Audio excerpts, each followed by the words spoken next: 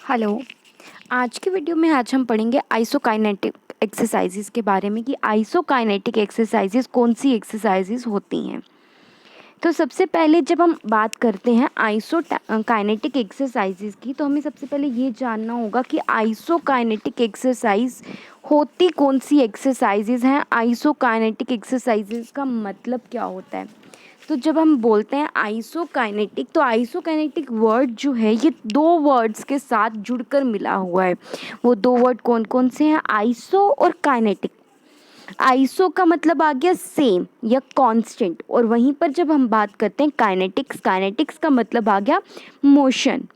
तो इसका मतलब आ गया कि आइसोकाइनेटिक एक्सरसाइजेज वो एक्सरसाइजेज हो रही हैं जिनको हम कॉन्टिन्यूसली एक ही मोशन पे परफॉर्म कर रहे हैं, एक ही स्पीड पे परफॉर्म कर रहे हैं। तो आपकी कौन सी एक्सरसाइजेज आ गई?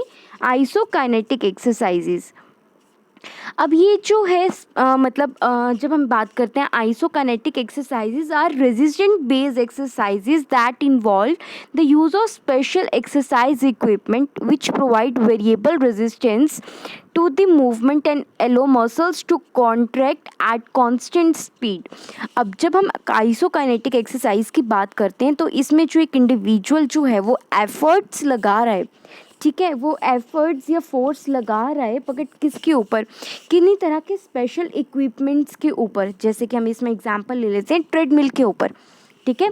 जब आप चल रहे हो ट्रेडमिल पे, आप जब जॉगिंग कर रहे हो या वॉकिंग कर रहे हो या रनिंग कर रहे हो, तो वो क्या है? ट्रेडमिल एक स्पेशल तरह का इक्विपमेंट है ना, जिसके ऊपर एक इंडिविजुअल क्या कर रहा है? कांस्टेंट स्पीड में, वहाँ पर स्पीड्स के बटन होते हैं ना। आप पहले क्या करते हो? 5 के पेस पे रनिंग कर रहे हो, फिर धीरे धीरे 6 के पेस के ऊपर रनिंग करते हो। ये आपके ऊपर डिपेंड करता है कि आप कितने पेस के ऊपर रनिंग करना चाहते हो। तो वो उस पेस के ऊपर जब आप कॉन्टिन्यूसली रनिंग कर रहे हो, ठीक है, तो वो क्या आ गया? आपका एक स्पेशल इक्विपमेंट। ट्रेडमिल क्या आ गया? एक स्पेशल इक्विपमेंट आ गया, जिसके अंदर आप क्या कर रहे हो? रेजिस्टेंस लगा रहे हो, अपने एफर्ट्स लगा रहे हो, फोर्स लगा रहे हो, ठीक है, क्या करने की, और उसको करते एक कांस्टेंट स्पीड में लगा रहे हो। जैसे कि आपने 6 का पेस सेट किया हुआ है, तो वो 6 क्या है? आपकी स्पीड है ना। एक कांस्टेंट स्पीड में जब आप कॉन्टिन्यूसली एफर्ट लगा रहे हो एक स्पेशल तरह की मशीन के ऊपर, तो उस तरह की एक्सरसाइजेस को हम क्या कहते हैं? आइसोकाइनेटिक एक्सरसाइज कहते हैं।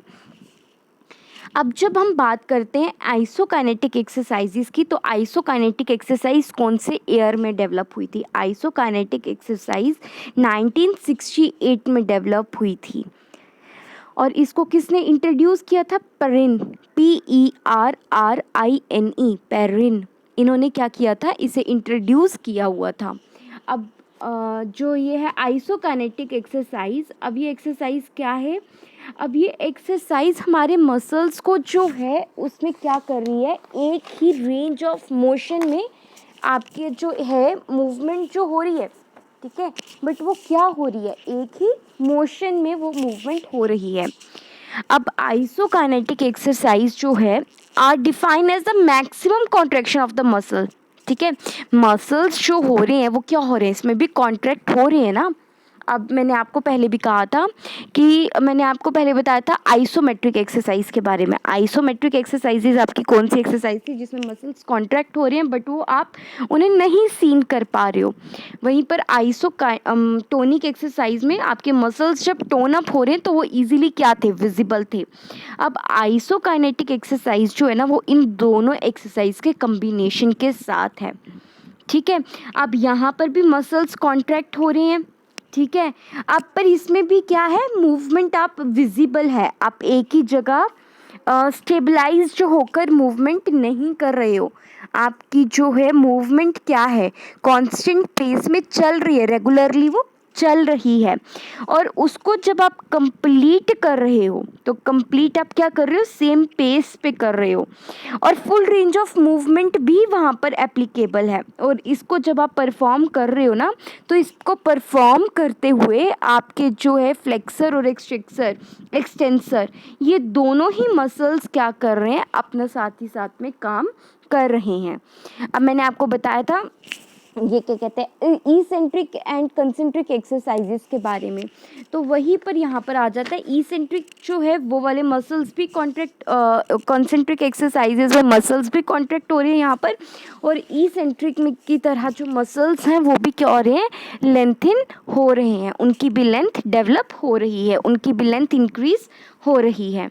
तो आप आइसोकाइनेटिक के बारे में अगर आपको समझना है, आपको बस सबसे एक छोटी लाइन और एक आसान वर्ड में अगर आप इसे समझना चाहो तो आप इसे कैसे समझ सकते हो कि मूवमेंट हो रही है, ठीक है, बट वो कैसे हो रही है, कांस्टेंट स्पीड में हो रही है, सेम पेस में हो रही है, कांस्टेंट पेस में हो रही है, और एक स्पेशल तरह के इक्विपमेंट के ऊपर आप मूवमेंट को क्या कर रहे हो, परफॉर्म कर रहे हो।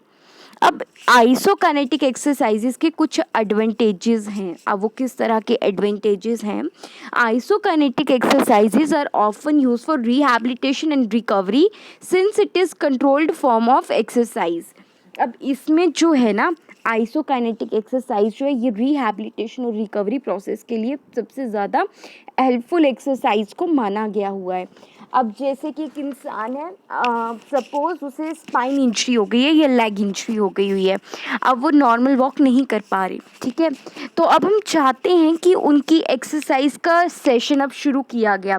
अब जब एक्सरसाइज का सेशन शुरू किया जा रहा है तो उस इंसान को हम क्या करेंगे, सबसे पहले ट्रेडमिल पे आप उसे लेकर आ रहे हो, उस इंसान को सिर्फ खड़ा, वो साइड के हैंडल्स को पकड़ के सिर्फ ट्रेडमिल पे खड़ा होने की कोशिश करें। तो वो क्या आ गई, इसमें ट्रेडमिल का आप एक इक्विपमेंट का यूज़ कर रहे हो ना स्टेबिलिटी के लिए। फिर धीरे धीरे आप क्या कर रहे हो, एकदम वॉक 2 के पेस पे आप उनको वॉक करवा रहे हो ताकि वो अपने सिर्फ स्टेप्स को बढ़ा सके। तो ये क्या आ गई, ये रिहैबिलिटेशन और रिकवरी प्रोसेस आ गया। नेक्स्ट है physical therapist and occupational and occupational therapists use isokinetic machines to help people recover from a stroke, an injury or a medical procedure. अब वही सेम चीज़ यहाँ पर है कि मतलब जो आप जैसे फिजियोथेरेपिस्ट भी अगर आप जाकर देखते हो या बाकी थेरेपिस्ट वगैरह देखते हो, पहले तो वो स्टार्टिंग में जब भी किसी इंसान को इंजरी होती है तो सबसे पहले आपका प्रोसेस चलता है आइसिंग का प्रोसेस। आइसिंग के बाद इलेक्ट्रोथेरेपी आती है। इलेक्ट्रोथेरेपी में आपके जो है with the help of electric वो मसाज वगैरह देते हैं, उस एरिया को हीटअप करते हैं। फिर उसके बाद नेक्स्ट सेशन आता है massage session. Massage session complete होने के बाद जो नेक्स्ट सेशन आता है वो थेरेपी एक्सरसाइज सेशन आता है। एक्सरसाइज सेशन के अंदर आपका क्या आ गया, जब वहाँ पर जो है with the help of exercises movement के द्वारा एक इंडिविजुअल को आप क्या करना शुरू कर रहे हो, उसे बैक टू नॉर्मल लाइफ में लेकर आ रहे हो। तो इस तरह की आइसोकाइनेटिक मशीन्स जो हैं वो बहुत ज़्यादा हेल्प करती हैं। Isokinetic machine can also be used to treat imbalance in the body that have the potential to cause the injury. अब इम्बैलेंस में क्या आ गया, जैसे मैंने आपको एग्जांपल दी थी, सपोज किसी को स्पाइन इंजरी हो गई या लेग इंजरी हो गई, वो अपनी बॉडी को बैलेंस नहीं कर पा रहे, तो आप उसे कहाँ लेकर जा रहे हो, ट्रेडमिल पर लेकर जा रहे हो। तो उसकी दोनों बाजुओं को आप क्या कर रहे हो, उनके जो साइड के हैंडल्स हैं, जो आपके ट्रेडमिल पे साइड के हैंडल्स होते हैं, वो उनको पकड़ के क्या करना शुरू कर रहे हैं, अपनी बॉडी को सबसे पहले बैलेंस बनाने में हेल्प कर रहे हैं। Being able to control the resistance and speeds help to. अब यहाँ पर क्या है कि आपके एफर्ट्स को भी कंट्रोल कर रहा है, आपकी फोर्स को भी कंट्रोल में कर रहा है। आपको ये नहीं है कि आप इसे एक ही दम जर्क में कर रहे हो, आपकी जो मूवमेंट है यहाँ पर वो मशीन्स के द्वारा क्या है, कंट्रोल्ड है। जैसे कि जब आप साइकिलिंग कर रहे हो, जैसे जिम में जब आप साइकिलिंग करते हो तो साइकिलिंग में आप क्या करते हो, वहाँ पर आप जो है उसमें वो आपकी कंट्रोल्ड एक्शंस हैं। आप जो है मतलब अगर आप सपोज़ उसमें आप अपनी अकॉर्डिंग उसको कस्टमाइज़ कर सकते हो। सपोज़ आपको सीट नीचे की तरफ चाहिए तो आप उसकी सीट को नीचे की तरफ कस्टमाइज़ कर सकते हो।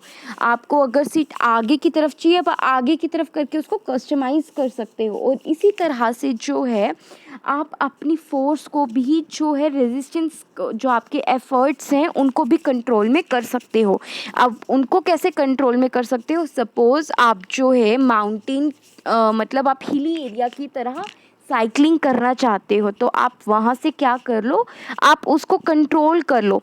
आप उसमें जो है उसकी जो स्पीड है उसको कम करते हुए आप स्पीड आपकी उतनी ही रहेगी, आपके एफर्ट्स उतने ही रहेंगे, बट आपने क्या किया वहाँ पर लेवल ऑफ डिफ़िकल्टी इंक्रीज़ कर दिया आपने साइकिल को स्क्रूज़ को टाइट करके। तो वहाँ पर आपके एफ़र्ट्स क्या लग रहे हैं, एफ़र्ट्स तो उतने ही लग रहे हैं, मैक्स ज़्यादा एफ़र्ट्स लग रहे हैं, बट जो है आपकी स्पीड जो हो गई है वो क्या हो गई है, हल्की सी कम हो गई, क्योंकि आपने लेवल ऑफ डिफ़िकल्टी क्या कर दिया उसमें इंक्रीज़ कर दिया। प्लस अब यहाँ पर आपकी मूवमेंट कंट्रोल है, तो इंजरी होने के चांसेस उससे क्या होते हैं, जब आपकी सारी एक्शंस कंट्रोल में होंगी तो उससे इंजरी के चांसेस क्या हो जाएंगे, रिड्यूस हो जाएंगे। Plus increase muscle flexibility, muscles के अंदर फ्लेक्सिबिलिटी डेवलप करता है और मसल्स के अंदर डेवलपमेंट को भी ये लाता है, मसल्स को डेवलप करने में हेल्प करता है और मसल्स को टोन अप करने में, और साथ ही साथ मसल्स के अंदर एंड्योरेंस को भी इंक्रीज़ करने में हेल्प करता है। अब हमने जैसे पढ़ा था कि और ये किन किन चीज़ों में हेल्प करता है, आपकी बॉडी में बैलेंस बनाने को, कोऑर्डिनेशन को और मेटाबॉलिक रेट को इंक्रीज़ करने में हेल्प करता है। और ये हमारी डे टू डे एक्टिविटीज़ को स्ट्रेंथ ट्रेनिंग, अब ये जो है स्ट्रेंथ ट्रेनिंग का भी पार्ट आ गई, तो जब हम ज़्यादा स्ट्रेंथ ट्रेनिंग करेंगे तो वो उसको करने से हम जो अपनी डे टू डे एक्टिविटीज़ को, जैसे हम अपने दिनचर्या के काम को क्या करेंगे, ईजिली परफॉर्म कर पाएंगे। और साथ ही साथ में जो है it can also have a positive effect on your cognitive functioning and the quality of the life. Cognitive functioning means your remembering functioning, ठीक है, योर माइंड फंक्शनिंग, इसे भी ये क्या कर रहा है, इम्प्रूव कर रहा है। जितना ज़्यादा हम फिजिकल एक्टिविटी में इन्वॉल्व होंगे उतनी ही ज़्यादा हमारी कॉग्निटिव फंक्शनिंग क्या होगी, माइंड की फंक्शनिंग क्या होगी, इंक्रीज होगी। और प्लस इन द शॉर्ट ये हमारी लाइफ को क्या कर रहा है, इम्प्रूव कर रहा है। हमारी लाइफ को जो है आजकल के टाइम पे, जैसे मोस्ट ऑफ द पीपल, आज हमारी लाइफस्टाइल में आजकल डिजीज़ ने ना एक बहुत इंपॉर्टेंट रोल प्ले करना शुरू हो गई। आप जैसे देखो कि most of the childrens are suffering, in fact childrens are also suffering from the problems like diabetes, hyper blood pressure, hypertension, these kind of disease. तो जो आप अगर एक्सरसाइज करते हो तो एक्सरसाइज करने से क्या होगा, आप जो है इस तरह के डिजीज़ से फ्री हो सकते हो और आप एक क्वालिटी लाइफ को इंजॉय कर सकते हो। अब इसके डिसएडवांटेजेस क्या हैं, एक स्पेशल तरह के इक्विपमेंट्स आपको चाहिए, आप ये घर बैठे एक्सरसाइज नहीं परफॉर्म कर सकते। इन तरह की एक्सरसाइज को परफॉर्म करने के लिए एक स्पेशल इक्विपमेंट्स चाहिए जो कॉस्टली होते हैं। Isokinetic are performed under the guidance and the observation of a coach. आप कई बार जैसे कि जिम में भी आप चले जाओ, आप स्टार्टिंग में जब आप ट्रेडमिल पे चल रहे हो तो बहुत से लोगों को क्या होती है, डिफ़िकल्टी आती है ट्रेडमिल की जो है ऑपरेट करने में, कि उसे किस तरह से उसके साथ फंक्शनिंग, किस तरह से उसके क्या फंक्शंस हैं। तो अगर आप ऐसे ही जाके मशीन ऑन कर दो तो चांसेस आर देयर कि आप जो ट्रेडमिल पे वॉक करते करते गिर जाओ, आपको चोट लग जाए।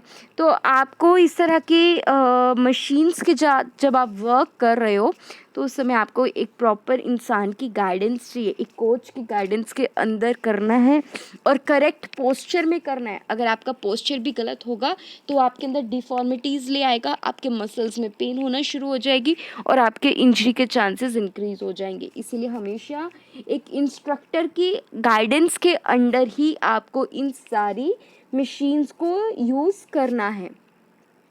तो आइसोकाइनेटिक एक्सरसाइज को एक बार हम दोबारा रिवाइज कर लेते हैं कि आइसोकाइनेटिक एक्सरसाइजेस क्या होती हैं। Iso means constant, kinetic means speed, pace, ठीक है। तो आइसोकाइनेटिक एक्सरसाइज का मतलब क्या हो गया, कांस्टेंट पेस में, कांस्टेंट स्पीड में जब आप एक्सरसाइज को परफॉर्म कर रहे हो एक स्पेशल इक्विपमेंट के ऊपर, तो वो आपकी कौन सी एक्सरसाइजेज हो गई, आइसोकाइनेटिक एक्सरसाइजेस। Thank you.